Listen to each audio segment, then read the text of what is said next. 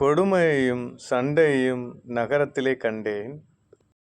அவைகள் இரவும் பகலும் அதன் மதில்கள் மேல் சுற்றித் திரிகிறது. அக்கிரமமும் வாதையும் அதன் நடுவில் இருக்கிறது. வசனம் 11. கேடுபாடுகள் அதன் நடுவில் இருக்கிறது. கொடுமையும் கபடும் அதன் வீதியை விட்டு விலகி போகிறதில்லை. வசனம் 12. என்னை நிந்தித்தவன் சத்துரு அல்ல, அப்படி இருந்தால் சகிப்பேன். எனக்கு விரோதமாய் பெருமை பாராட்டினவன் என் பகைஞன் அல்ல, அப்படி இருந்தால் அவனுக்கு மறைந்திருப்பேன். கிறிஸ்துவில் மிகவும் பிரியமான சகோதர சகோதரிகளே, தாவீது ராஜா எல்லா தவறுகளையும் சுட்டி காட்டிவிட்டு இறுதியில் என்ன சொல்லுகிறார்?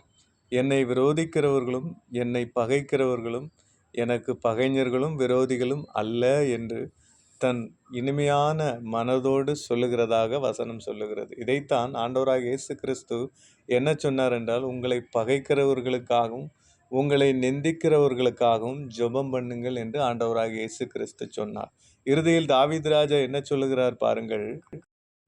கர்த்தர் மேல் உன் பாரத்தை வைத்துவிடு, அவர் உன்னை ஆதரிப்பார். நீதிமானை ஒருபோதும் தள்ளாட ஒட்டார்.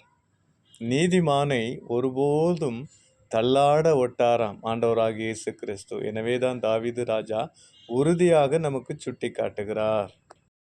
எனது கால்கள் சறுக்கும் நேரமெல்லாம்